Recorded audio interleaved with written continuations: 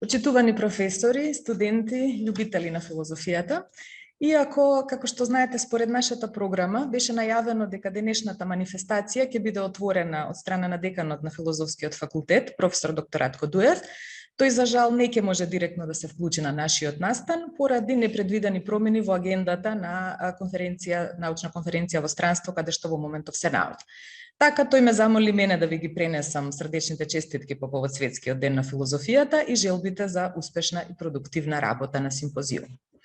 Во таа смисла, како што беше најавено, во името на Институтот за филозофија на Филозофскиот факултет и на Филозофското друштво на Македонија како соорганизатори на денешниот настан, дозволете ми срдечно да ве поздравам сите вас, кои од просториите на Филозофскиот факултет, од своите домови или од кој да било друго место сте денес заедно со нас, за да го прославиме по 18 пат Светскиот ден на филозофијата.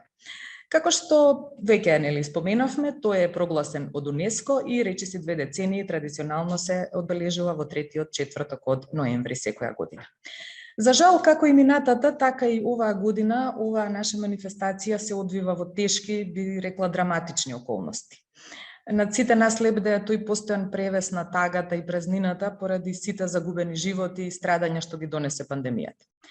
Меѓу причините за таквите негативни чувства секако се вбројуваат и продлабочувањето на поделбите и нееднаквостите речиси на сите социјални рамништа, раскинувањето на драгоцените нишки на социјалното ткиво, невозможноста да бидеме заедно едни со други на начинот што сите се надевам и претпоставам го посакуваме во физичкиот и во вообичаениот социјален простор.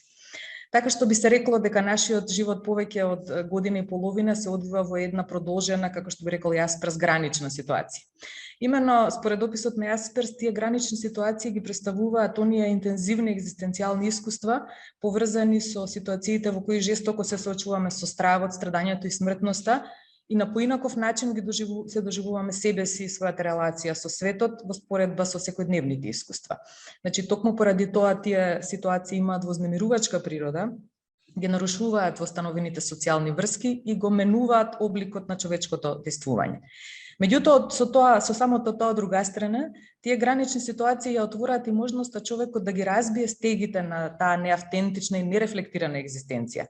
Значи, да го интензивира својот животен капацитет и да пронајде нови начини на комуникација со другите луѓе и да го развие на извесен начин и чувството за трансценденција.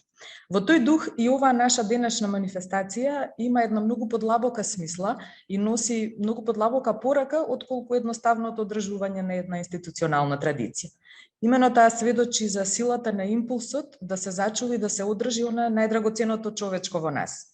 И тоа преку еден друг тип простор, во споредба со нефизичкиот. Значи, тоа е просторот на мислата и на зборот, кој е не подложен на ограничувањата на физичкиот свет за среќа, нели? Преку кој се засилува тоа чувство на заедништво и споделување во нетешките мигови и одржување на филозофскиот дух, кој секогаш бил дух на трагање по смислата и доблеста, нели, како што би рекол професорот Мухич, по храброста наспроти неповолните околности. Сега за големата криза во која пандемијата COVID-19 го втурна светот, веќе и премногу е кажано и се уште секојдневно се зборува.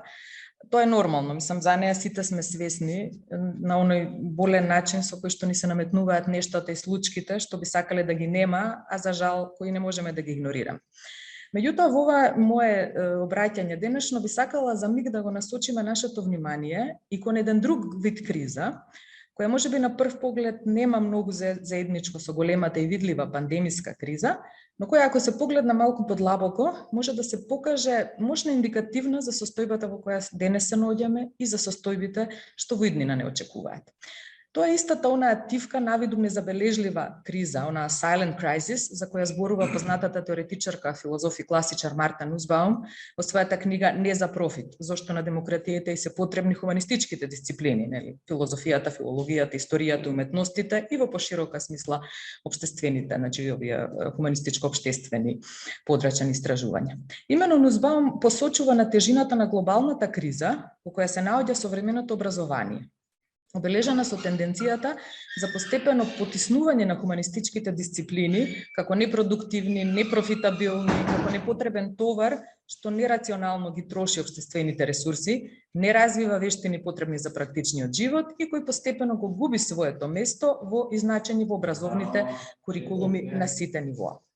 Ако таквиот тренд продолжи и се интензивира, подвлекува таа, цитирам, нациите ширум светот наскоро ќе произведуваат генерации на корисни машини наместо комплетни граѓани што можат самостојно да мислат, да заземаат критички став кон традицијата и да ги разберат страдањата и достигнувањата и на другите личности. Завршен цитат. Именно како што потенцира Нузбаум, смислата на образованието не се состои единствено во способувањето на личностите што ги едуцираме за вклучување во глобалната поделба на трудот и стекнување на пазарно исплатливи и профитабилни вештини. Именно уште од античката доба, педагошкиот идеал бил суштински поврзан со подготвувањето за добар и квалитетен човечки живот, кој може да се оствари само во праведна и функционална заедница, со развивање на интелектуалната автономија и на вредносниот сензибилитет, што во најчиста форма се пројавува во творбите на духот и на културата. Значи, оттаму грижата за развој на висококвалитетно научно и техничко образование и на практичните употребливи вештини кај современите генерации, не сме да го потисне она што Дерида го нарекува нивно право на филозофија. Значи, правото да им се предаде виталниот дел од интелектуалното наследство на човештвото во сферата на духот. Значи, тоа интелектуално наследство е она јадро од вечно релевантни концепти, вредности, принципи, предизвици и модели за нивно решавање, што го придружувале и што секогаш ќе го придружуваат човештвото по неговата екзистенцијална драма и му го покажувале патот за надминување на сите локални и глобални кризи со кои се соочува. Како што рече и нашиот колега Трајче Стојанов на почетокот на денешниот настан, овогодинешното одбележување на Денот на филозофијата има особено значење во контекст на македонската филозофска традиција, затоа што оваа година славиме и два исклучително значени јубилеа. 75 години од Институтот за филозофија, односно од започнувањето на настава на македонски јазик, во сега веќе далечната 1946 година, и 65 години од основањето на Филозофското друштво на Македонија. Имено од самиот почеток на својата работа во повоена Македонија, значи после Втората светска војна, најнапред како катедра за филозофија и педагогија, а потоа и како посебна катедра од учебната 49-50 година, Институтот за филозофија оваа мисија ја развива на три главни рамништа. Значи, најнапред, како фундамент на општествено-комунистичката мисла, врз кој понатаму се развива и се разгранува целокупната дејност на филозофскиот факултет.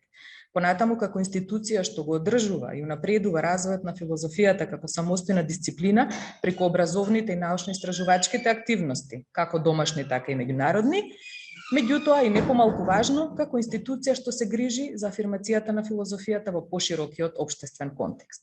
Во остварувањето на таа своја мисија, особено во овој последен сегмент, Институтот има остварено плодотворна соработка со Филозофското друштво на Македонија, која од самото свое основање работи на популаризирање и на афирмирање на филозофијата и на низините општествени и хуманистички вредности, а преку своето полноправно членство во Меѓународната федерација на филозофски друштва, дополнително придонесува за афирмацијата на македонската филозофска мисла и традиција и на меѓународен план. Во таа смисла, во контекст на тој голем јубилеј, насловувањето на симпозиумот, со кој што како централна манифестација го одбележуваме Светскиот ден на филозофијата, насловувањето на симпозиумот Филозофската мисла во Македонија, е раководено од верувањето дека ниедна традиција не може да се изгради без свест за континуитетот и препознавање на вредностите што се остварени од нашите претходници и кои нас не обврзуваат да ги сочуваме и понатаму да ги унапредуваме и да ги развиваме. Според прочуената и често цитирана, барем од моја страна, мисла од Жан Моне, ништо не е толку трајно како институциите, но ништо не е можно без луѓето.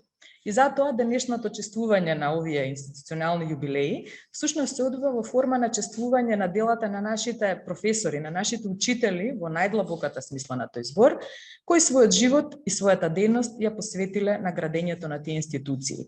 И токму тие институции како рбетен столб на нашата интелектуална и културна, па и општествена заедница, се клучни за незиниот опстанок и понатамошен развој. Да се надеваме дека и овогодинешниот Светски ден на филозофијата ќе ни донесе вредни и драгоцени сознанија и искуства кои ќе ни помогнат продуктивно да се справиме со сите предизвици на денешнината. Сега јас би сакала да го прашам Трајче како модератор на оваа прва сесија, дали времето ни дозволува да ја прочитаме традиционалната порака од председателот на Светската федерација на филозофски друштва Лука Марија Скарантино. Знаете дека секоја година на овој ден тој упатува порака до сите филозофски друштва, кои што на некој начин ја сумираат некои од главните поенти што ФИСП како светска организација смета дека треба да се потенцираат и да се направат достапни за пошироката јавност. Може да ја накусо да ја прочитаме, да. Добро. Да. Значи, почитувани колеги, ова е пораката од професорот Скарантино. Почитувани колеги филозофи, колеги и пријатели, за многумина од нас светскиот ден на филозофијата одново се одбележува во особено турбулентни времиња. Се повеќе стануваме свесни дека тековната пандемија не е само една здравствена криза. Таа може да представува почеток на спирала, која може потенцијално, но сепак драматично, да ги интензивира постојните економски и социјални нееднаквости на глобално ниво. Филозофите би можеле да го отфрлат овој страв. Или наместо тоа, тие би можеле да одлучат да ги вградат нашите теориски размислувања во вистинската реалност на нашето време, преку соочување со незините главни социјални, етички, духовни, религиски и политички грижи и преокупации. Во претходно оваа година перспективата за иднината на нашите заедници беше отворена со одлуката за одржување на следниот светски конгрес за филозофија во Рим, Италија, во август 2024 година. Идејата да се одржи светски конгрес во се понепредвидлив и неизвесен свет не беше лесна одлука. Тој подразбира ангажирање на филозофијата во јавната сфера воопшто, обединувајќи идеи, традиции и луѓе од сите континенти и региони. Но во преиспитувањето на економската, технолошката и културната судбина на нашиот заеднички свет, филозофијата тешко може да ги игнорира инхерентните ризици од процесот на поларизација, што веројатно ќе ја зајакне граѓанската подреденост, политичката подцинетост и економското робство низ целата планета. Размислувањето што ги надминува националните и политичките поделби, што ги надминува културните разграничувања, размислувањето преку или отаде или над границите, е темата што беше избрана за овој 25-ти светски конгрес на филозофијата. Може би ние, како филозофи, би можеле да го сватиме тоа како посветеност, да поттикнеме заеднички размислувања за иднината на нашите различни општества и за моделите од кои би сакале тие да бидат инспирирани. Ви посакувам креативен, продуктивен и срдечен светски ден на филозофијата. Благодарам. Одлично, благодарам професор Ана Демишковска. Това беше професор доктор Ана Демишковска, раководител на Институтот по филозофија, која имаше поздрвна реч во која во контекстот на кризата некако ја истрта потребата, но би рекол и нужноста од философијата во една жива, суштинска смисла, но и во една социјална, формална смисла. Ќе преминеме сега на првата сесија, која имам чест да ја модерирам со оглед на тоа што во неа ќе земат збор со своји текстови тројца доајени, би рекол, ќе зборуваат за тројца доајени. Пред да им дадам збор и да ги најавам, сакам само да ви известам и вас и гостите кои што се вклучени за некои технички особености. Имено дека целиот овој настан се стримува на фан-пејджовите на страните на филозофскиот факултет на Институтот за филозофија, како и на филозофското друштво на Македонија. Воедно, значи, и таму можете да ги поставувате прашањата, ќе бидат пренесени до учесниците. Гостите така може да ги поставуваат прашањата и овде на Zoom во чат и истите нели ќе бидат проследени до презентерите, до учесниците. До учесниците на забелешка, до која е на упатство, така да кажам, до која би требало да се придржуваме, дека скупното експозе е 20 на минути, од кој што предпочитаме 15 да бидат за експозето, а 5 минути за прашање после секој експозе, значи имате 15 на минути вие и 5 минути за евентуални прашања и на крајот има 30 минути за една општа дискусија на крајот од секоја сесија. тоа беа прилика некои така технички детали кои што имав задолжени и обврска и за учесниците и за гостите да ги соопштам. Значи во оваа прва сесија ќе учествуваат, ќе земат збор професор доктор Денко Скаловски, кој ќе зборува за Јонче Јосифовски, како што е насловен неговиот труд, првиот меѓу првите, професорот Мирко Гошевски, кој ќе зборува за Митко Илиевски, македонски Сократ, и професор доктор Иван Джефаровски, кој ќе зборува за Старделов, пожарот на македонската философија и естетика. Во оваа прилика го поканувам професор доктор Денко Скаловски да земе збор за Јонче Јосифовски, за првиот меѓу првите. Професор Скаловски, повелете. Благодарам.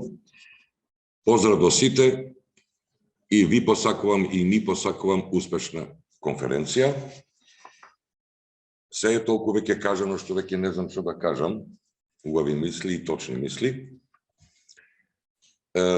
Според насловот, јасно е за која тема, за која голема личност станува збор, тоа е Јонче Јосифовски. Само да кажам дека овој текст го посветувам на драгиот пријател и колега, професор доктор Владимир Давчев, кој, како што знаете, за жал веќе не е меѓу нас.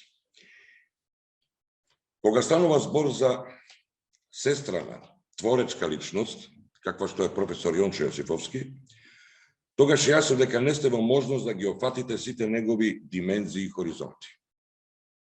Ова посебно се однесува на филозофски лик, како што е Јосифовски, кој и покрај историската детерминираност, од која досега ниту еден мислител не успеал целосно да се ослободи, сепак успеал да ја сочува и да ја развие својата мисловна, критичка автономност и да даде креативен придонес во она што можеме да го наречеме богато филозофско наследство на една национална култура каква што е во случајов македонската.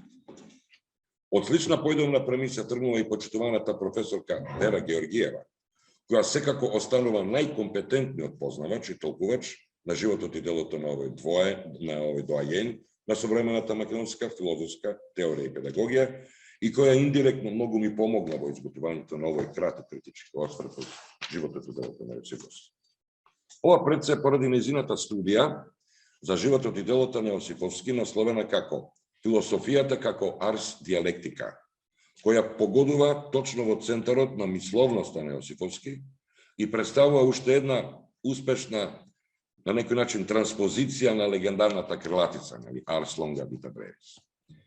Јонче Јосифовски е мислител од просветителски, енциклопедиски опфат и формат, но со својата ерудиција и редок философски усет и изострен критички ум, денес би рекле трансдискурзивен, интердисциплинарен, тој ги трансцендира потесните граници на научното истражувачко спознание и зачекорува, исчекорува во бесконечните когнитивни хоризонти, димензии, да го потребам Маркузовиот термин, визии и перспективи кои само филозофијата ги отвара, ги овозможува, ги надградува и ги одржува во живот, се до денес.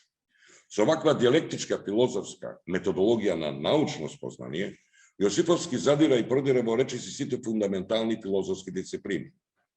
Логиката и нејзината историја, историјата на философијата, антропологијата и метаантропологијата, онтологијата, гносеологијата, односно епистемологијата, етиката, естетиката, философијата на науката, философијата на јазикот, односно по широките области на педагогијата, историјата, лингвистиката, книжевноста, политиката. Со ваков голем опфат, Јасперс би рекол сеопфат, das umgreifende, Јосифовски успеа да изгради една автономна, креативна и автентична филозофска позиција со експлицитна хуманистичка ориентација, која ги артикулира сите конкретни проблеми, дилеми и искушенија на модерниот човек на сите рамништа на неговото животно секојдневие, какви што се, например, екологијата, техниката, идеологијата, утопијата, политиката, науката, јазикот и педагогијата. Повторно според помошта на професорката Георгиева. Со зачудувачка инвенција на духот и визионерска способност, вели Георгиева, Јосифовски не само што ги препознава, туку и ги навести некои најсовремени прашања и дилеми, па предложи дури и постојање на нова наука, која ќе се вика геохигиена.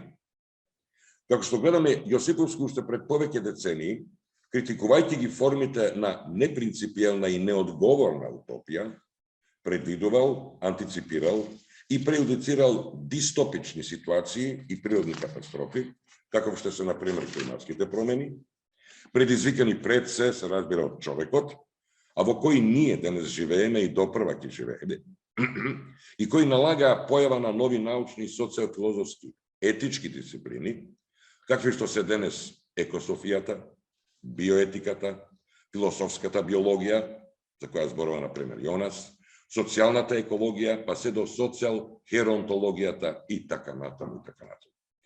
Клучната философска позиција на Јосиповски е перманентно само критичко преиспитување и преобмислување, rethinking, на основите на марксистичката филозофија и сите нејзини досегашни идеолошки деривации.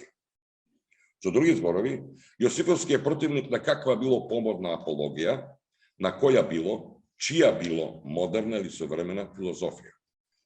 Да го земам, например, Хайдегер, против која филозофија се разбирам, далеко дека имам нешто, туку напротив, во друга смисла, се сеќам кога јас бев студент, 70-те години, едноставно Хайдегер влезе во мода. И без малку, ако не си хайдегеранец, ти си old-fashioned, старомодер, застарен филозоф.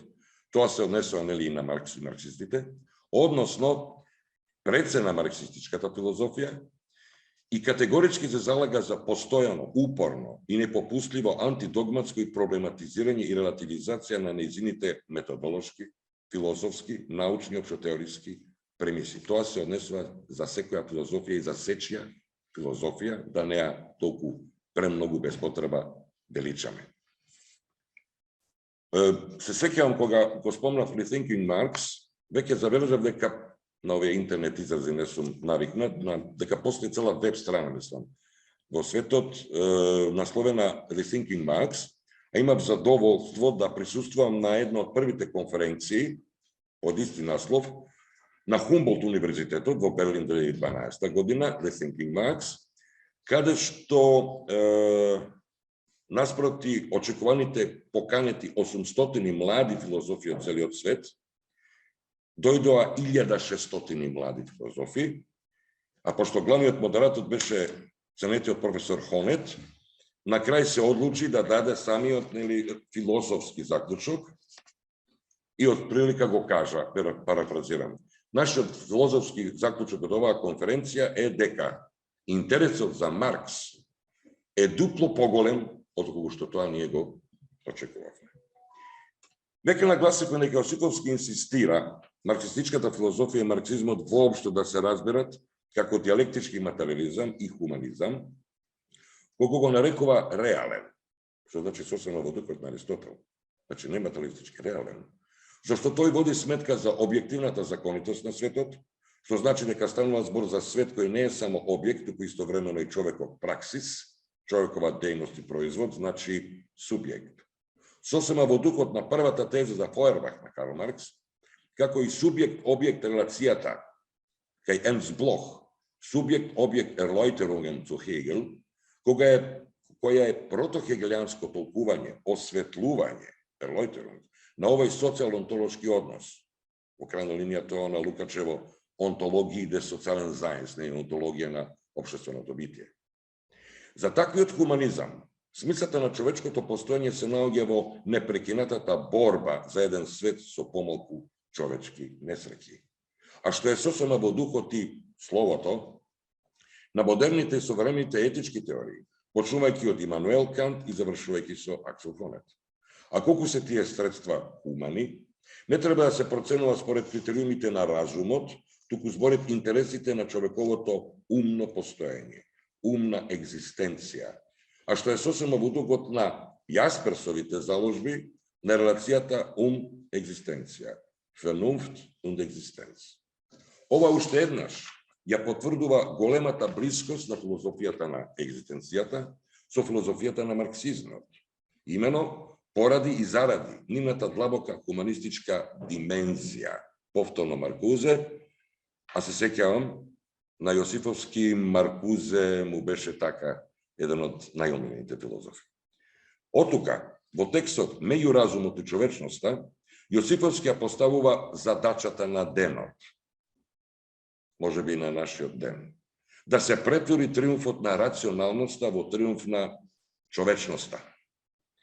Она што дополнително вреди да се истакне и нагласи е критиката која Јосифовски ја дава на ставовите кои денес, во нашето либерално време, повторно се актуелни, а кои се познати како крај на идеологијата, крај на историјата, а кои се само уште една нова, обновена идеологија, мислејќи се разбира на безсмислиците и небулозите на квази хегелјанецот Франц Фукујама. Хегел веројатно се превртува во гробот кога ги слуша овие зборови на Фукујама.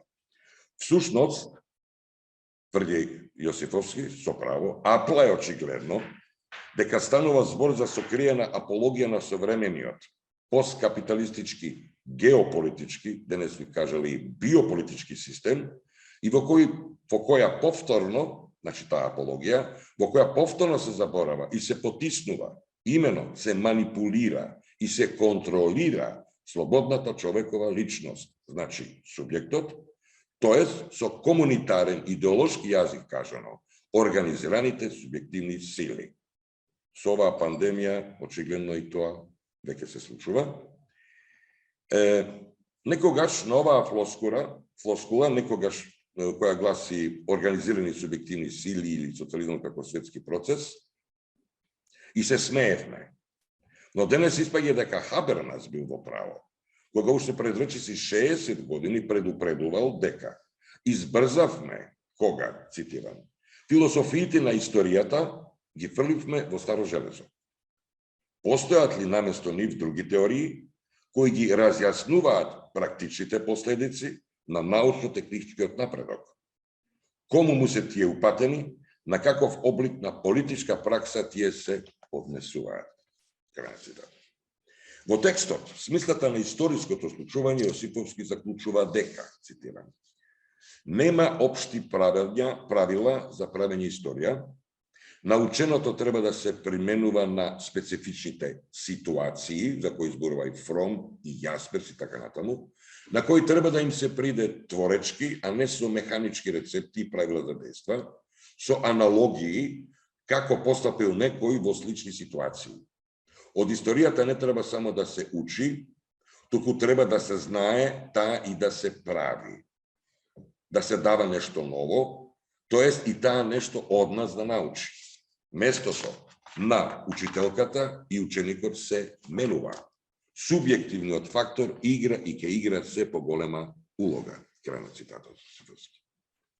Не е претерано да се нагласи дека овие мисли на Јосифовски, како пандан, коинцидираат и конвергираат со мисловноста на Карл Јасперс, Ерик Фром, Ноам Чомски, Јирген Хабермас, Аксел Хонен, Агамбен, Марта Нузбаум, што да не.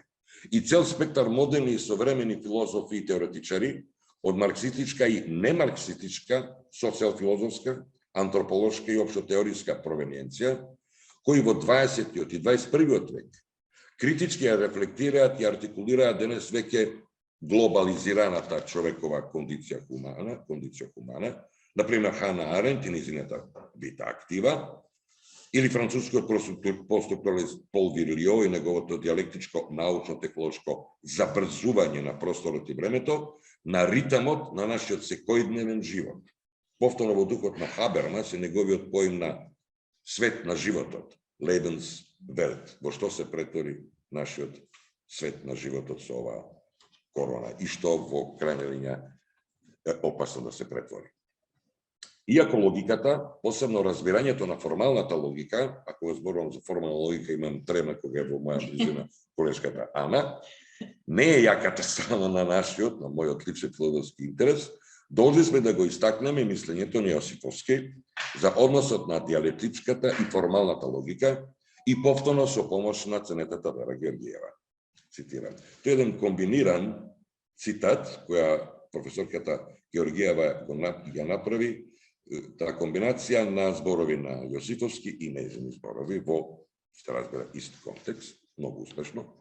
Цитирам, диалектиката го изучува динамичкиот аспект на стварноста, а формалната логика релативно неподвижниот, релативно обработениот од мислата, упростениот нејзин вид. Двете науки тој ги смета за законити и нужни за иследување на стварноста и за создавање на точна научна слика за неа. Уште е попрецизно неговото тврдење дека формално логички мислиме и кога ги излагаме законите на диалектиката. Наспроти збрката, што ја предизвикала вештачкото диалектизирање на логиката, Јосифовски ја брани тезата за самостојност, за независност на оваа наука, смисла на формалната логика, која има свој точно определен предмет. Крај на цитатот. Јас се сеќавам на дебатата која на оваа тема Јосифовски ја водеше со српскиот филозоф академик Михајло Марковиќ, член на Српската академија на науки и уметности и представник во повеќе светски академии и професор на повеќе светски престижни универзитети, и тоа во 70-тите и раните 80-ти години минатиот век, а по повод неговите книги, диалектичка теорија значења, тогаш Сагасунија читал, диалектичка теорија на значењето, и филозофски основи на науката, подосно околу 80-та години заграни. При крајот на нашиот краток осврт, уште еднаш, го повторуваме нашето уверување за несомненото значење и големиот придонес на Јонче Јосифовски во нашиот филозофски, педагошки, научен, културен и духовен простор. Од денешна историска дистанца и од позиција на општа национална и општествено-културна рамка, како што истакнува и Георгиева, неговото дело допрва треба да биде потврдено и валоризирано со вистинско признавање и соодветно внимание. На крајот на нашиот краток осврт, сметаме дека е најчестно и најплаузибилно него да го завршиме со зборовите на Јонче Јосифовски. Цитирам. Историјата е концентрирано, диалектички обусловена и секој што не води сметка за ова, неизбежно паѓа во шематизам, едностраност, во изобличување на минатото и сегашнината, и ги повторам овие зборови, ова ви е познато, нели? Изобличување на минатото и сегашнината, а со тоа во заплеткување на патиштата што водат кон иднина, достојна за човечко живење. Крај на цитатот. Чинам дека ова антиципативно и исклучително важно предупредување на Јосифовски погодува токму во центарот на она што нам денес ни се случува, нам денес на филозофските мислители и теоретичари во Република Македонија, денес кога минуваме ни сите овие трагични премрежја и крајно опасни искушенија околу нашиот, из историјата макотрпно граден и создаван национален и културен идентитет. Благодарам на вниманието. Се надам дека не пречекорив. Не, баш бев така пријатно изненаден со оглед на тоа што дека сум бил краток. Се познавам како поекстензивен на овој говор. Да, ви благодарам професор Јаскаловски. Бев принуден, вие модерните вака. Благодарам што имавме таа можност да слушнеме, барем да слушнам јас за професорот Јонче Јосифовски. Јас сум ја немал таа привилегија и чест да бидам негов ученик, негов студент, иако во еден-два наврати го слушав на филозофскиот факултет, на некои конференции и симпозиуми. И она што во случајот ми остави впечаток и што сакам да отворам, така да кажем, овие 5 минути кои што престана ако има евентуално прашање и дискусии, е фактот што нели покрај тој просветителски ренесансен дух на професорот Јосифовски, некако имам чувство дека бил од една страна и поборник и представник, да кажем, на марксизмот, но од друга страна инклинирал и кон она што би можело да се квалификува како екзистенцијализам, особено со оглед на тоа што во историското, во процесите на историското на некој начин го преферира и субјективниот фактор што не оди во линија на диалектичкиот материализам и така да кажем детерминизмот на историските процеси во тој диалектички пристап на историското. Доколку има прашања од останатите колеги и гости, Јас ве поканувам, значи, доколку од гостите сакат некој да постават прашања, ве молам, значи, кренете го рачето тамо на ова, каде стиснете, за да знам дали некој бара збор за дискусија. Колега професор Скаловски, ве молам, мјутирате се додека, нели, ако Не слушам добро, што да правам? Да се ова, како се вика, замолчите, како се вика на тоа копчето таму, да. На мјут, така, благодарам. Дали има прашања?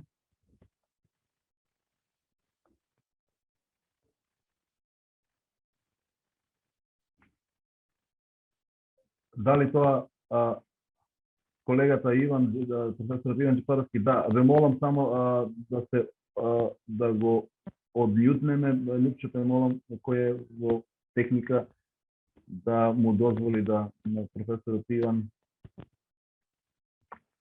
да биде слушнат.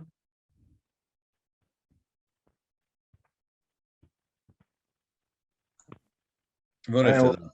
Повелете, да. Малку покомпликувано ова, не можеме самите да се контролираме, но како и да, јас сакам само да се приклучам кон она што колегата Денко Скаловски го кажа, и како студент на професорот Јонче Јосифовски имав можност да ги следам и неговите предавања и да полагам кај него.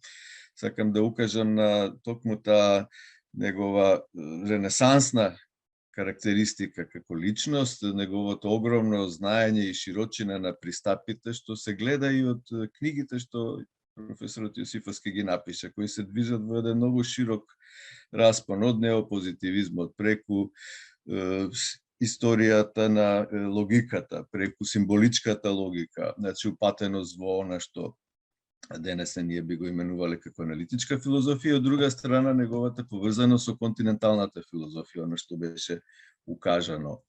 Од друга страна, предавањата на професор Јосифовски беа навистина фасцинантни, бидејќи тие се знаеа да се движат од физиката на Хајзенберг, да речеме, до византиската филозофија, затоа што професорот Јосифовски е првиот кој што ја воведе на просторите на поранешна Југославија византиската филозофија како дисциплина во рамките на историјата на филозофијата. Изгора на тоа, исто така неговата дејност во доменот на филозофската антропологија, на биоетиката, прочуе на неговиот есеј објавен во Филозофска трибина за прашањето на животот и смртта и за евтаназијата, 80-та година се публикува, а тие прашања и денес се толку актуелни. И исто така сакам да укажам на неговата просветителска дејност, што не треба да ја забораваме, фактот дека тој е еден од авторите на првиот буквар на македонски јазик, на една прочуена песничка Чиста дана, која што дедовците се уште им ја раскажуваат или наизуст им ја говорат на своите внуци и внуки. Така што професор Јосифовски навистина беше задоволство да се слуша, се разбира со својот пристап и со своето широко знаење, и мислам дека е прекрасно тоа што колегата Денко Скаловски се реши да не подсети на неговата дејност и да ни укаже дека се уште треба да го истражуваме неговото дело кое е отворено. Ете, тоа сакам само да укажам. Немам прашања. Одлично, благодарам професоре. Дали некој друг би сакал да се вклучи во дискусијата? Јас не можам да видам, а и не ми сигнализираат. Ако немаме да преминеме на второто експозе, не го гледам, но веројатно ќе се јави професорот Мирко Гошевски, затоа што треба да ни зборува за македонскиот Сократ или Митко Илиевски. Дали е подготвен професорот Гошевски? Повелете, професор, повелете. Ево.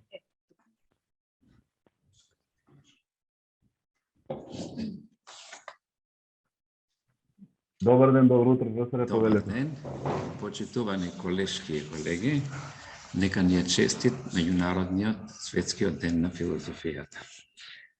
Знаете од програмата, насловот на моето соопштение гласи Митко Илиевски, македонскиот Сократ.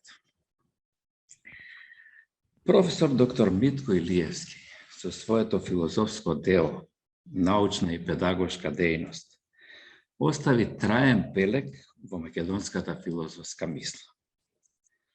Во духот на вкупната западна филозофска култура и традиција, кон која и самите припаѓаме, тој белег најсоодветно би можел да се определи со атрибутот сократовски.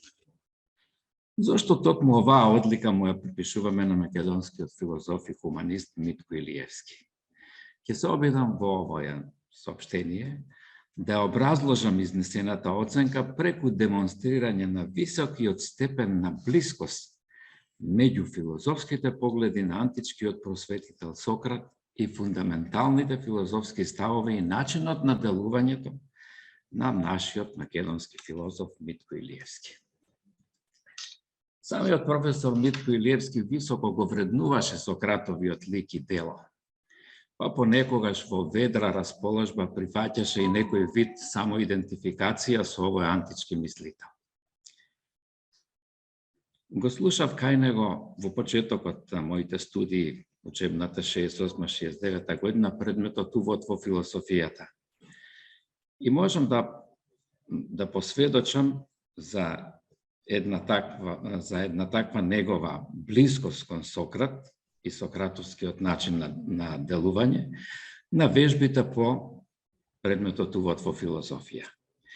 Меѓу првите задачи беше анализа на Платоновиот диалог од браната Сократова.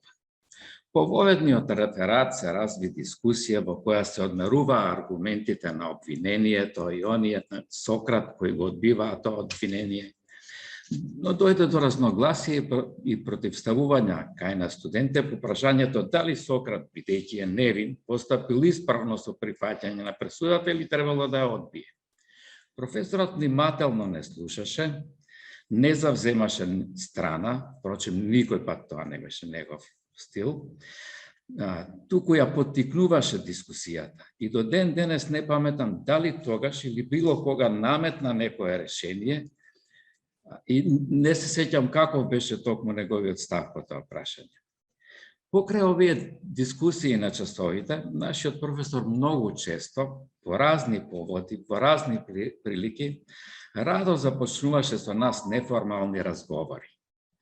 Имаше обичај за време на паузите меѓу часовите да дружи со студентите, нудејќи се взаемно со цигари. Така за време на големите паузи во пространиот ходник, ние студентите, наредени во полукруг околу професорот, тој започнуваше спонтан разговор на разни теми од сите сфери на животот. И во една од таквите бројни прилики, еден негов колега на поминување, загледувајќи оваа вообичаена слика на нашиот професор со студентите во разговор, на минување му дофрли со прашањето: дали си Платон или Аристотел? Сократ, нагласено ни широка насмевка му возврати професор Илиевски. Филозофските погледи на Митко Илиевски во кратки црти би ги изложил во следниве точки. Прва, праксата е основна филозофска категорија и поедовна позиција во марксистичката филозофија. За Илиевски, како и за повеќето марксисти кои го усвојуваат и развиваат овој став, придобивките од оваа излезна позиција се состојат во следното. Прво, единството на теоријата и праксата е највисокиот принцип во марксистичката филозофија. Врз тој принцип е втемелен сиот Марксов филозофски и научен опус. Следствено, до него треба да се придржува и сета подоцнежна марксистичка филозофија. Второ, праксата е стварното единство на субјектот и објектот, на човекот со неговата природна и општествена средина. Па единствено таа возможува да се разрежи вековниот филозофски проблем на спротивставување, на субординирање на субјектот и објектот во процесот на познанието. Знаете дека тоа е еден перенијален проблем во западната филозофија, противставот субјект-објект. Но праксата овозможува вистински излез и решение од оваа дихотомија. Трето, праксата е изворот на човечкото познање. Па оттаде таа е најсилниот критериум на верификацијата на потврдата на нашите знаења, на нивната вистинитост. Четврто, од праксата може да се излачат сите други категории и клучни поими на филозофијата. Пето, само усвојувањето на праксата дава можност да се создаде, да се изгради една хуманистичка теорија на познанието. Животниот пат и општествено-историските прилики го ставаат Митко Илиевски пред предизвикот да се вклучи во прогресивното општествено движење на класната борба во предвоена Југославија и антифашистичката борба за време на Втората светска војна, земајќи активно учество во НОБ. Оттаде сосема разбирлива неговото определување за марксизмот како учење за ослободување на работничката класа, како и на човештвото воопшто. Но во марксизмот Илиевски не останува на позициите на диалектичкиот материјализам, како филозофија на марксизмот кој доминира во земјите на источниот социјалистички лагер, па известен период и во повоена Југославија.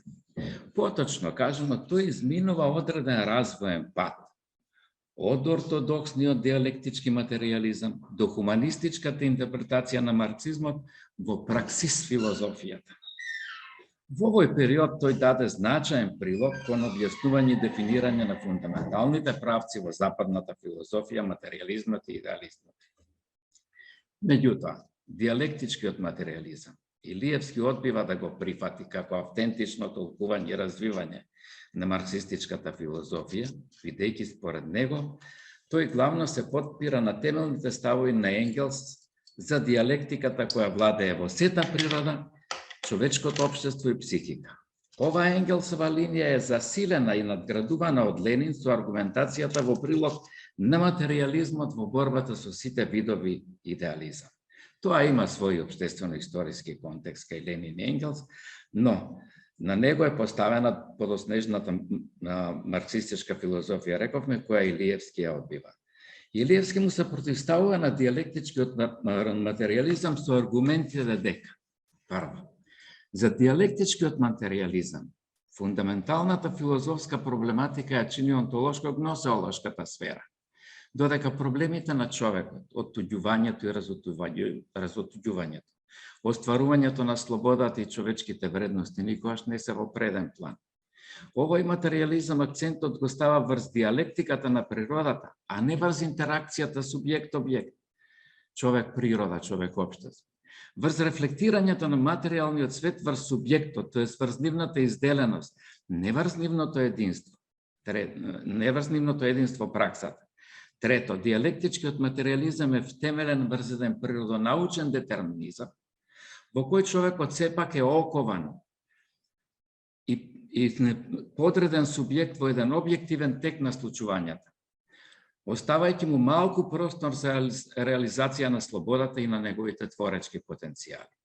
Од овие разлози, диалектичкиот материјализам, според Илиевски, е тешко сврзлив со една хуманистичка филозофија каква што е пар екселанс марксизмот. Воведувањето на хуманистиката дополнително, како што е случајот со синтагмите диалектика и хуманизам, диалектички материјализам и хуманизам, материјалистичка диалектика и хуманизам, се само индиции за Илиевски за нејзиното автентично отсуство во интерпретацијата на овој вид на марксизм. Праксис филозофијата настанува во услови на капиталистичкиот поредок во западните земји и во социјалистичка Југославија. По откривањето и реафирмацијата на Марксовите трудови од раниот период, 20-тите години на минатиот век до 40-тите, тогаш се реактуализираат, се трага интензивно по автентичната смисла на марксизмот и филозофија која вистински му е померана ова учење за човекот, општеството и светот. Марксистите како Лукач во раната фаза, потоа Грамши, Блок, Лефевар, потоа екзистенцијалистот Сартер, како и припадниците на Франкфуртската школа по Втората светска војна, со своите дела создадоа нова визура на филозофијата на марксизмот, која во својот фокус го постави човекот како суштество на праксата, слободата и творештвото. Овој тренд доби силен одзив во Југославија, а југословенските марксисти го покренаа меѓународното филозофско списание Праксис, во чија совет ми се чини беше и нашиот професор Илиевски, како и формирање на Корчуланската летна филозофска школа во 60-тите години на 20-тиот век. Светската филозофска елита беа учесници на таа школа. И конечно Поблецкото советување во почетокот на 60-тите години, на кое доаѓа до остра полемика и поларизација меѓу југословенските филозофии, и тоа на приврзеници на дијалектичкиот материјализам и бранители на теоријата на одразот од една страна и приврзеници на праксис филозофијата од друга страна, Илиевски дефинитивно се приклонува кон критичарите на теорија на одразот и кон представниците на хуманистичката струја на праксис филозофијата и југословенските филозофи. Подоцна и во своите пишувани трудови и устни настави, секогаш ја следеше токму оваа линија во марксистичката филозофија, давајќи го и својот, тоест нашиот македонски придонес кон оваа сложена и во тоа време актуелна проблематика. А зошто да не би била и денес? Со тоа Илиевски се брои меѓу истакнатите југословенски представници на праксис филозофијата, како Гајо Петровиќ, Михајло Марковиќ, Милан Кангарка и други. Ако со Протагора и особено Сократ во античката филозофија дефинитивно се премести фокусот од космологијата кон етичко-антрополошките прашања, така и меѓу марксистите, така и кај нас марксистите, меѓу кои и Митко Илиевски, со развивањето на праксис филозофијата, наспроти онтологизмот на дијалектичкиот материјализам, всушност имаме нова потврда на сократовската парадигма во филозофската размисла. А токму тоа е случај со филозофската определба и вдахновеноста во делото на Митко Илиевски. Бидејќи са него, само поаѓајќи од праксата, свесна, целесообразна и универзална општествена дејност, со која човекот ги менува природните и општествените услови на животот, менувајќи се и самиот себе си. На тој начин ќе може да се изгради една хуманистичка теорија на познанието. Единствено само на тој начин ќе може да се вгради научното знаење во основните човекови вредности. Само така знаењето во изварна сократовска смисла ќе ни послужи да ги достигнеме и овладееме вистинските добродетели. Тоа е заложбата на Илиевски, кога толку децидно се определи за овој вид на марксистичката филозофија.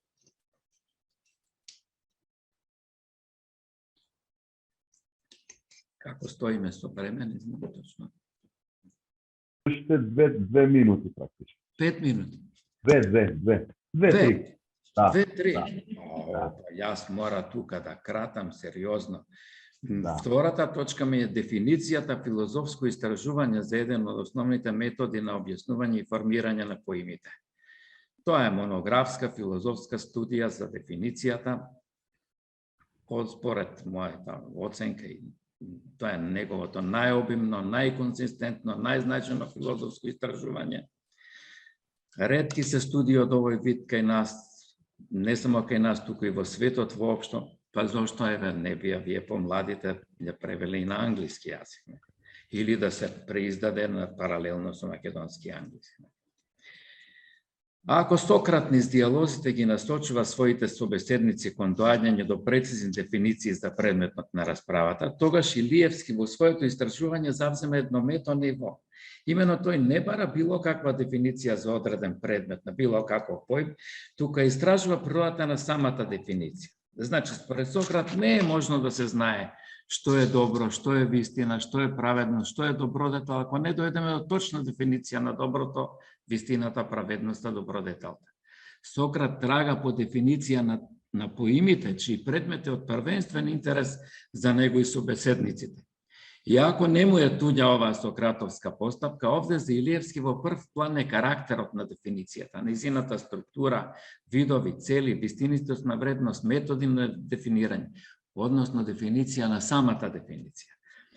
И овдека би поентирал со тоа дека неговата студија, благодарение на владењето, на маестралното владење со дијалектиката и дијалектичкиот метод, нуди некои изворедни решенија на сложени традиционални проблеми. Например, за предметот на дефинирањето.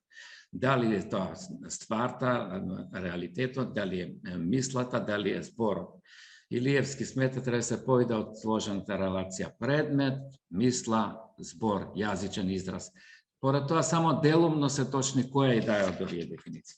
Колеги, вака, бидејќи со времето сме во тесници, јас имам како трета точка да кажам дека образлагам неговиот филозофски став на највисока вредност за човекот е самиот човек.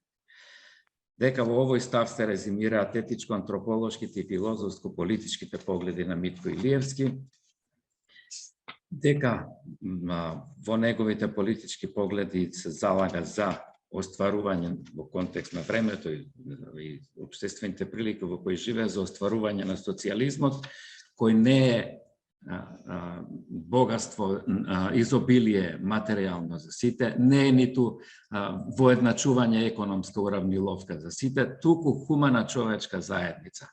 Негови зборови, социјализмот ја има извонредната шанса, ако правилно се свати и развива, да му го врати достоинството и интегритетот на отуѓениот човек, да му ја врати верата на човекот во човекот, да ја осмисли човечката екзистенција и на тој начин да стане привлечен идеал за кој вреди да се живее, да се бори човек и да се жртвува. Еве ја пак поентата на саможртвата. Сократ се жртвуваше, ја прифати неправедната пресуда само затоа да ја испрати пораката дека од неговиот живот е повреден општествениот поредок на кој почива на закони кој возможува одржување и процвет на заедницата. И за Илиевски се жртвата има смисла ако води кон повисоко добро од индивидуалниот живот, остварување на општото добро во хуманата човечка заедница. Еве да поентирам со ова. По полукруг наредени околу професорот Илиевски на една од паузите во почетокот на 70-тите години тој беседеше вака. Го гледате ли овој кибрид? Во него електронски уред со негова величина ќе бидат содржани сите книги од нашата универзитетска библиотека. А ја гледате ли оваа кутија за цигари? Во неа ќе се сместат книгите од најголемите светски библиотеки. Не е пророкување. Неговото визионерство е втемелено врз познавањето на науката и научните трендови. Значи, далеку пред да зачекориме во оваа информатичка ера, но што е тука поентата? Тој ги одбиваше романтичните противставувања на технолошкиот напредок. Ова информатичката ера, според него, ќе ослободи огромна човечка енергија, ќе не ослободи од робскиот труд и сето тоа ќе биде за благосостојбата на човекот. Ќе бидеме ослободени, значи, од тешкотиите на трудот. Ќе се создадат сите услови за развивање на сите творечки потенцијали, да се создадат што повеќе цветови, што повеќе личности, цветовите на нашата цивилизација. Нека цветаат и јадници цветови беше неговата омилена изрека. Така говореше и подучуваше нашиот македонски Сократ Митко Илиевски, човек со ретка дарбина да ги спои мудроста, знаењето и човештвото. Ви благодарам за вниманието. Простевајте ако бе преопширен и малку личен, а не се може во второто да се одбегне личниот пристап. Благодарам.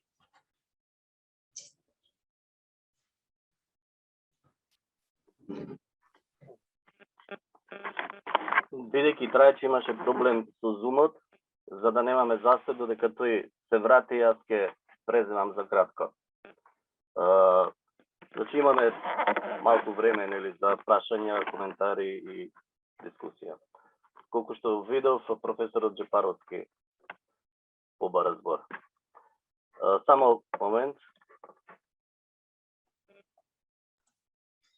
Благодарам. И јас се извинувам што повторно земам збор, ама не можам да не кажам неколку реченици за мојот драг и почитуван професор Митко Илиевски, како што за време на студиите, јас студирав од 76-та до 80-та на Институтот за филозофија, токму во рамките на неговите предмети и се разви кај мене интересот за епистемолошките, односно прашањата везани со теоријата на познанието. И тогаш на едни од тие вежби, всушност, го напишав својот прв труд поврзан со овие прашања, Приспивно огледало, каде што од позициите за кои што професорот Мирко Ѓошевски говореше, од позиции на филозофија на праксис, критички се осврнав кон теоријата на одразот на Тодор Павлов. на тие вежби и во тие дискусии професорот Митко Илиевски навистина ја покажуваше секогаш својата широчина, ги прифаќаше нашите ставови, па дури и тогаш кога можеби не беа докрај како што треба образложени, што се заедно говори за таа хуманистичка негова димензија, сократовска димензија. Тој навистина беше диалогистички настроен и кон оние кои што имаат помалку знаење од него, се со цел и се со желба да го разбуди интересот и љубовта кон филозофијата. Кај мене несомнено ја разбуди и на големо задоволство се зафатив со тие прашања што тој тогаш ги промовираше. Од друга страна, бидувањето дел од Праксис филозофијата и членството во одборот на списанието Праксис, веќе во овие години кога праксисовците беа тргнати настрана поради идеолошки причини од Комунистичката партија на Југославија тогашна, не представуваше за професорот Митко Илиевски проблем, затоа што тој секој пат човекот го ставаше на прво место, не беше нешто од што тој бегаше, да речеме, дека бил дел од таа Праксис филозофија која во тоа време, веќе од средината на 70-тите беше ставена во заграда и некако може да се рече идеолошки проскрибирана. Но идејата дека професор Митко Илиевски има траен придонес за македонската филозофија доаѓа и од фактот дека тој е и автор на учебникот Логика за средните училишта, исто како што професорот Јосифовски го напише учебникот филозофија, од кој ние сите како генерации го изучувавме предметот филозофија и логика кај професорот Митко Илиевски. Но сакам да укажам уште на една димензија, што може би малкумина ја знаат, фактот дека професорот Илиевски покрива огромно знаење од областта на филозофијата, на крајот беше укажано дека имаше огромно знаење од доменот на науката. Филозофијата на науката беше она што него го интересираше. Технолошкиот развој.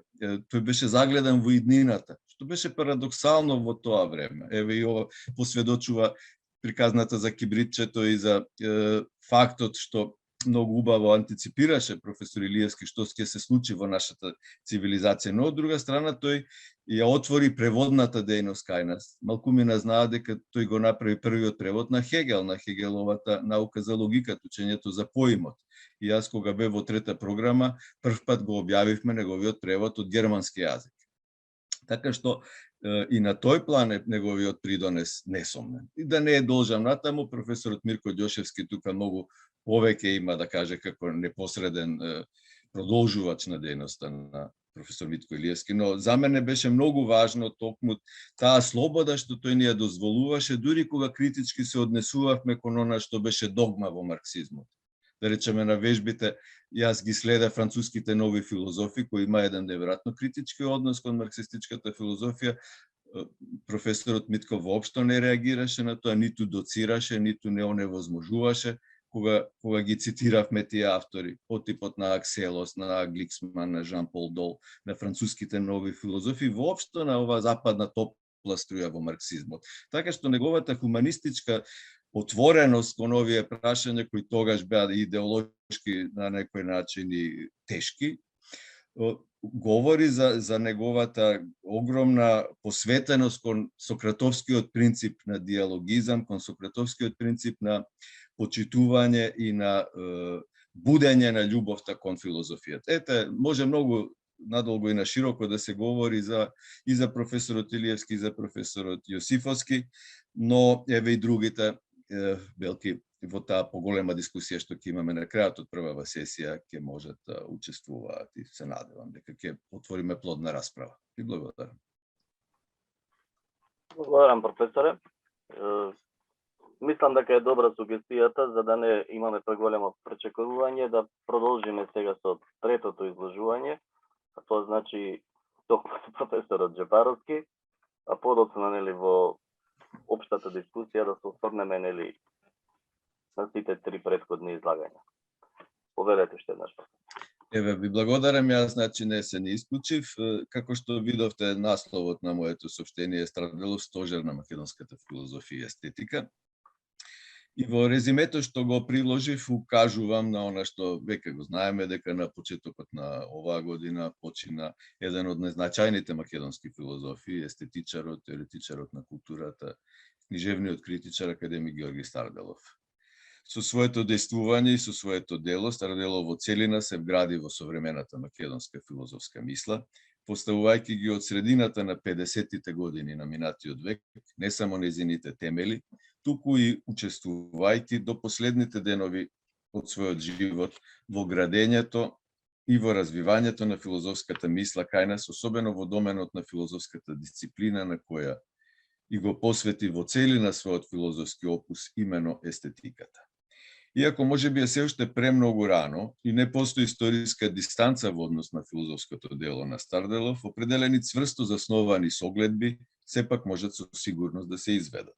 Токму затоа во овој мој прилог ќе укажам на темелните заслуги на Старделов за македонската филозофија и естетика и верувам ќе се покаже дека академик Георги Старделов е еден од клучните стожери на македонската теориска мисла, чие што влијание врз нашата современост се повеќе, како што изминува времето, ќе добива во значење. Почитувани колешки и колеги, смртта е неумолив факт, која молчешкум ни противречи и не опоменува да занемиме, зашто зборовите никогаш не се достатни за да искажат нашата тага за оној што веќе со своето тело не е меѓу нас. Но смртта едновремено и не предизвикува да зборуваме, зашто на почетокот на се е зборот и зашто зборот е и на крајот. Тој е и она алфа и омега на севкупната наша култура и цивилизација. А токму на зборот и на мислата, на логосот од кој се започнува и кон кој се на крајот се сосредоточува, всушност во целина беа посветени животот и дејноста на академик Георги Старделов, зашто тој како филозоф и естетичар, како филозоф на културата и литературен критичар, како врвен херменевтичар, токму во зборовите, во нивните значења и во нивната действителност, ја наоѓаше смислата на својата неуморна, научна и општествена дејност. Како студент на академик Старделов, кој беше ментор и на мојата магистерска и на докторската дисертација, но и како негов асистент по предметите естетика и филозофија на културата, како професор чија дејност и сега ја продолжувам во естетичката лабораторија на филозофскиот факултет, до неодамна, до пред неколку месеци на истата работна маса на која тој во минатото седеше и ги држеше своите вехементни предавања. Сега, знаете, ја реконструиравме естетичката лабораторија и ги немаме веќе тие стари маси, но останува аурата и духот на присуството на сите кои што во оваа просторија присуствуваа. Значи, тој во оваа просторија ги држеше своите вехементни предавања.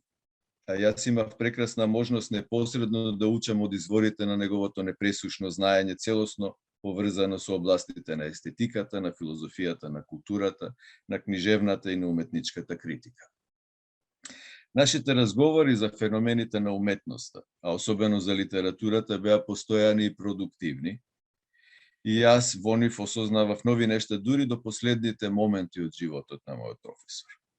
Но во оваа пригода треба да се потсетиме и на неколку важни биобиблиографски податоци поврзани со животот и творештвото на Георги Старделов. Од нив дури и кога тие само таксативно се наброени, јасно се гледа дека тој во целина се има вградено во македонската филозофија и естетика, поточно има станато составен и неодменлив дел од севкупната македонска култура и историја.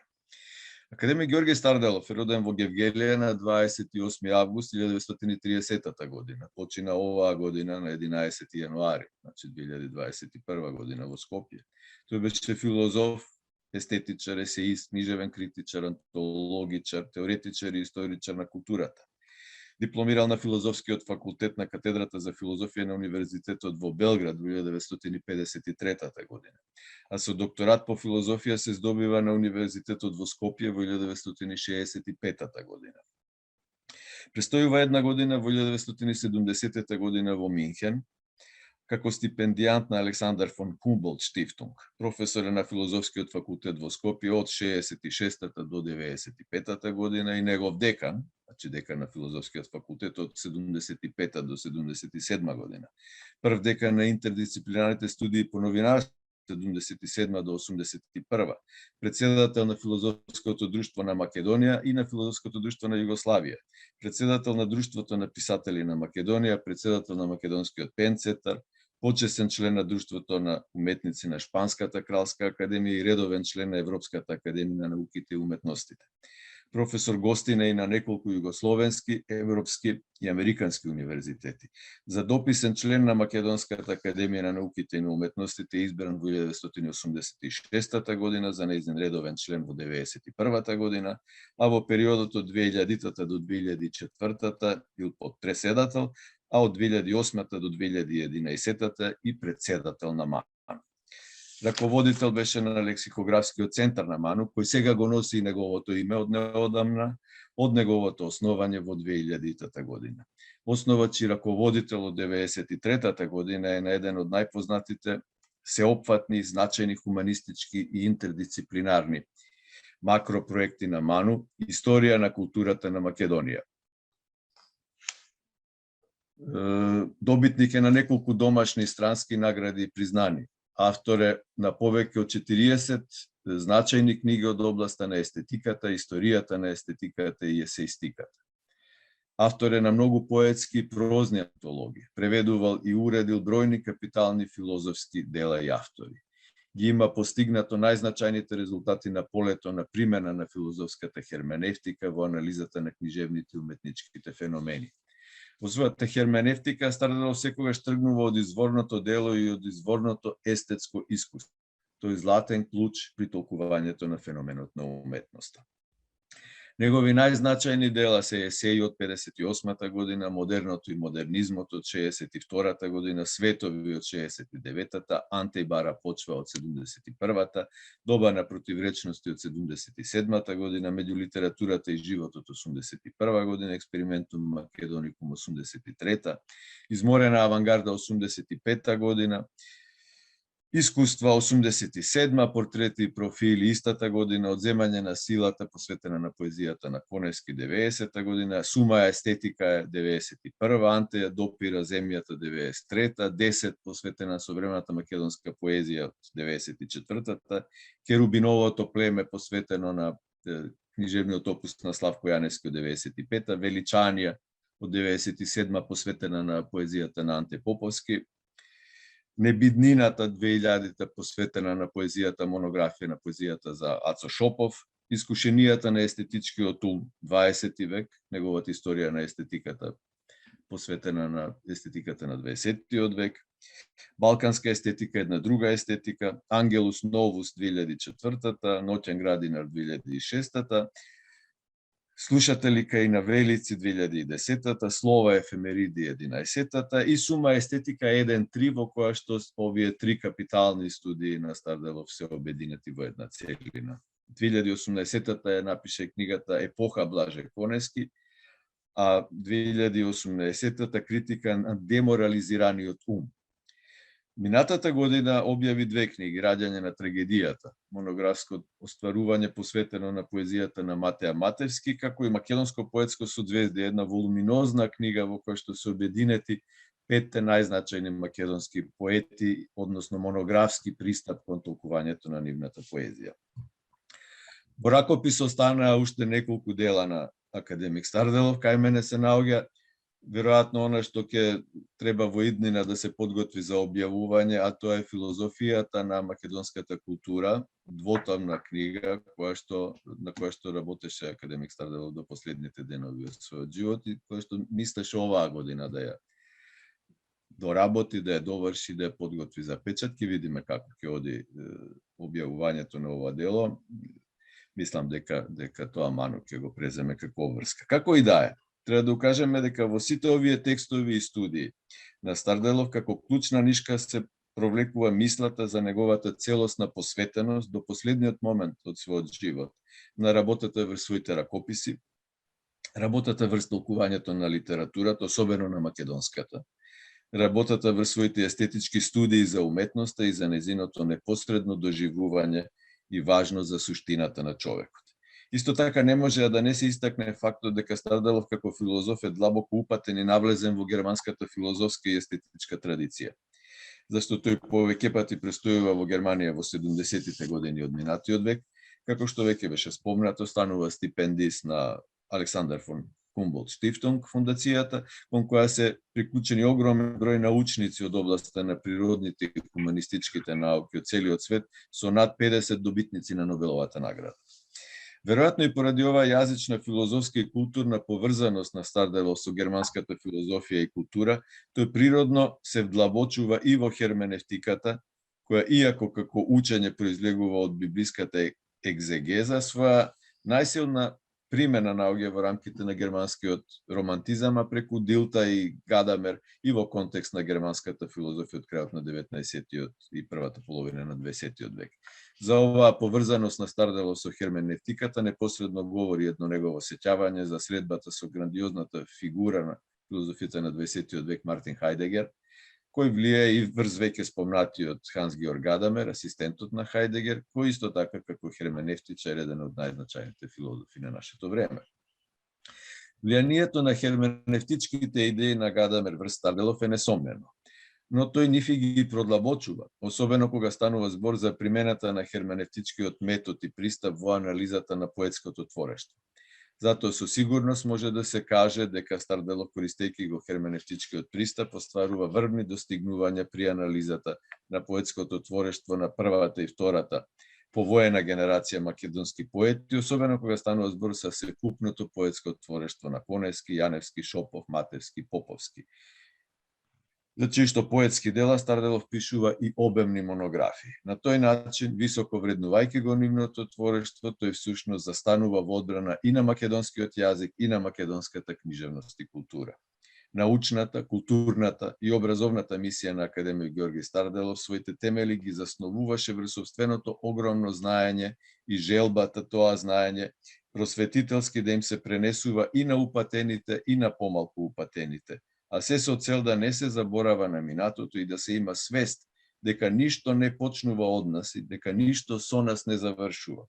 Во таа насока Старделов го создаде своето тритомно фасцинантно дело Сума а естетика е, посветено на јужнословенската, на балканската и на европската естетика.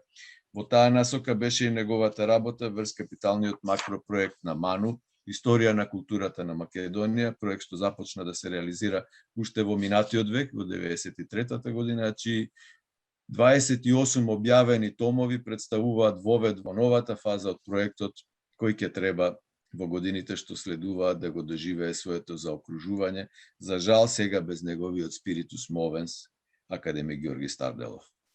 И сега завршните зборови. Всушност, делото на академик Георги Старделов не само што ја следи и вреднува, туку и непосредно учествува во развојот на македонската култура и тоа најмногу на планот на нејзиното филозофско промислување во ова доба на противречности во кое сите ние живееме. Од друга страна, огромната љубов кон литературата нужно ја оформува и точката на пресекот меѓу литературата и филозофијата. Тоа место каде што академик Георги Старделов најнепосредно го остварува допирот и преклопувањето секако е естетиката или филозофијата на уметноста, филозофската дисциплина на која Георги Старделов целосно го посвети својот живот и своето дело. Старделов беше човек со огромни познавања на светската и на македонската култура и книжевност. Тој беше човек што сите овие знаења умееше да ги преточи во прекрасни предавања, беседи, текстови и монографски студии. Со неговата смрт, неговото семејство, но и сите ние загубивме една цела, огромна и важна стожерна библиотека што се движи. Филозофијата и естетиката кај нас го загубија својот најзначаен представник, а пак македонската култура го загуби човекот што целосно и се посвети, толкувајќи ја и бранејќи ја и со својата дејност и со своето дело. Еве ви благодарам за вниманието. Благодарам, професоре. Дали се слушаме, дали се уред? Да, во ред. Да, добро, одлично. Благодарам. Јас се извинувам од некои технички причини. Падна зумот, сега сум од телефон, ги немам овде сите опции, па ќе замолам доколку има прашања и коментари на ова експозе на професор Джепаровски, Лупчо да ми помогне, пошто ја не ги гледам во чатот баш најдобро сите. Извинувам уште еднаш што ето технички причини не можев да останам до крај со професорот Гошевски.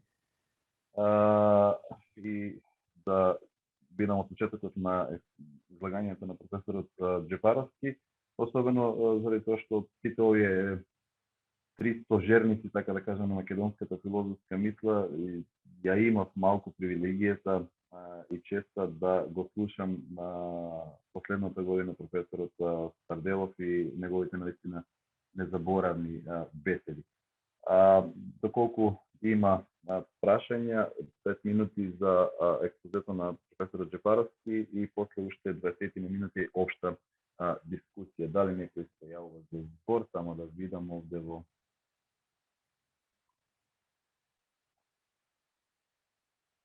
учесници. Слободан Беличански, мислам да разбор. Да, ќе ве молам, колега, јас немам многу опции да го вклучите колегата.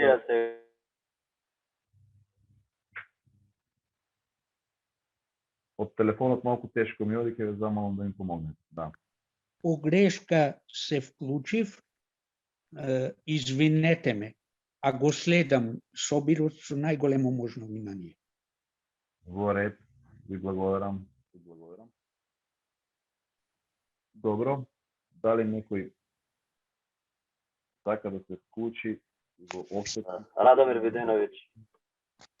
Ајде, повелете професоре.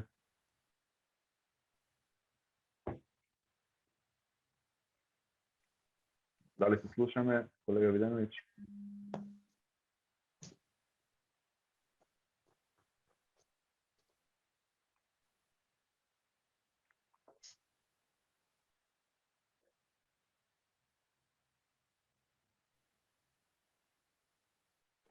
Дали, колега Липчо, дали е... Не ќе да се анмутира, не знам зашто. Ајде да се огледам јас. Сега? Да, сега е во ред. Во ред, ајде. Добро е се. Одлично, повелете.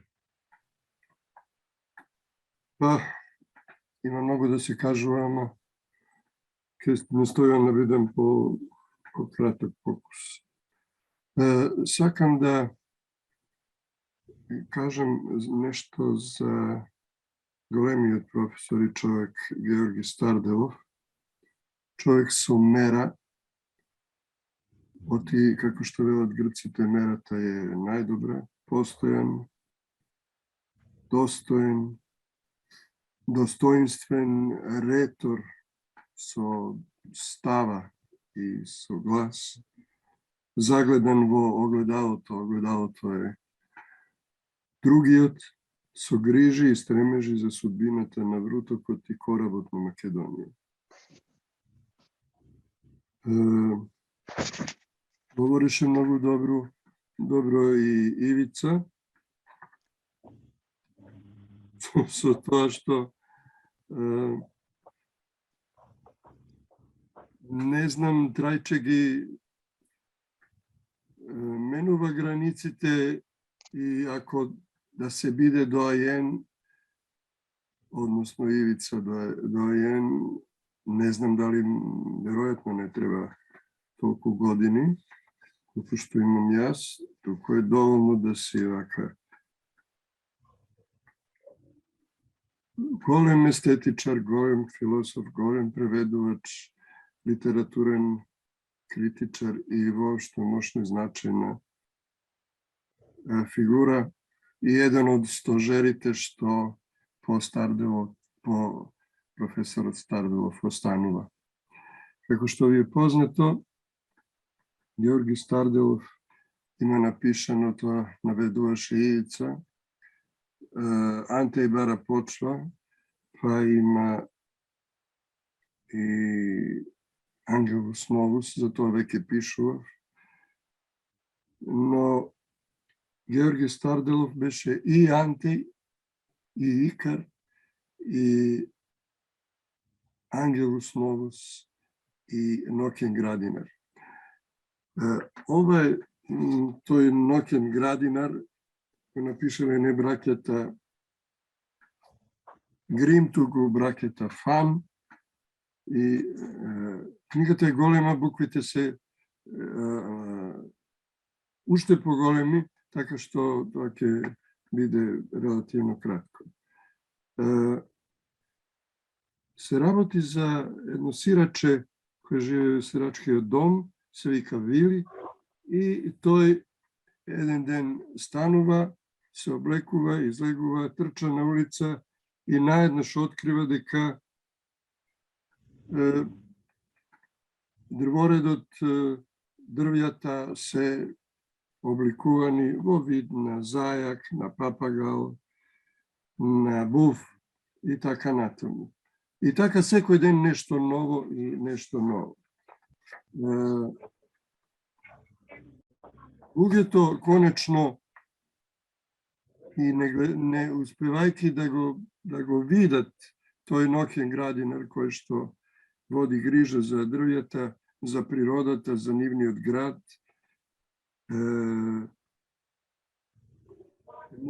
подготвуваат голема чест и свеченост на тој ноќен градинар. Но тој се губи, односно трагата му се губи затоа што ја извршил својата работа. Таа работа беше градчето секогаш и за секогаш, од тогаш да биде поубаво и да не биде исто. А како што знаете, и Старделов има една книга која се вика токму така, Ноќен градинар. И тој ноќен градинар е еден специфичен вид пеперутка, ендемски вид кој се среќава само во Македонија. Толку за оваа тема, а уште нешто би кажал за професорот Митко Илиевски, кого што чијата, како да кажем, сушност ја погоди Мирко, затоа што не кажа и ни покажа дека на професорот Митко не му беше потребно, не му беа потребни, како да кажем, предавањата, му беа потребни, а и нам ни беа потребни, но не му беа потребни за да влијае и позитивно да влијае, и влијаеше и во ходниците и во конкретните средби, ампасан, бегло, секогаш и секако. Добре, ви благодарам, професор Еденовиќ, за овој убав завршен омаж за професорите Старделов и Митко Илиевски. Дали некој друг бара да се вклучи во дискусијата?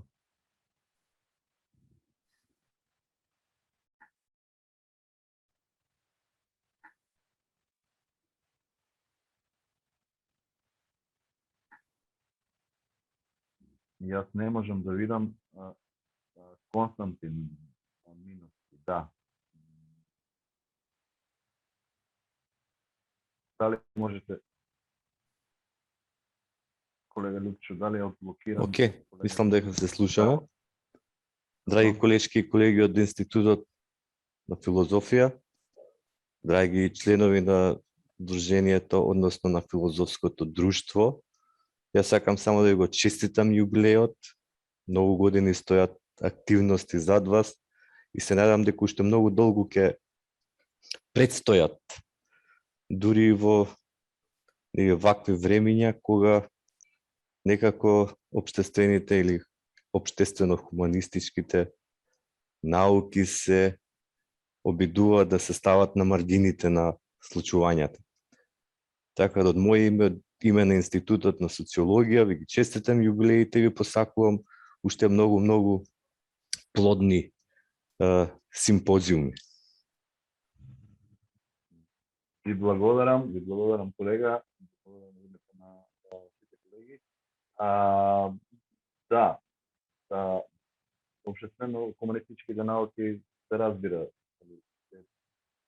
во своевидна криза, но мислам дека тоа е пиреј кој што прекоси упорно на било кој општествено-политички и идеолошки услови, така што јас сум прилично оптимист по однос на иднината на комуникацията. Ако нема друг за збор, да ја затвориме оваа сесија и да се одјавам, јас само да погледнам програмата што вика дека после оваа генерална дискусија има пауза до 12:30. Уште еднаш, дали има некој друг? 12:10 трајче. 12:10, се извинувам, да, се извинувам. Не ми се гледа баш. Да, до 12:10 се случајме повторно, ако нема никој, јас ви благодарам на сите учесници, уште еднаш се благодарувам на излагачите и ќе се видиме во 12:10 на истиот линк со мојот драг колега модераторот Мартин Попов. Во ред. Поздрав.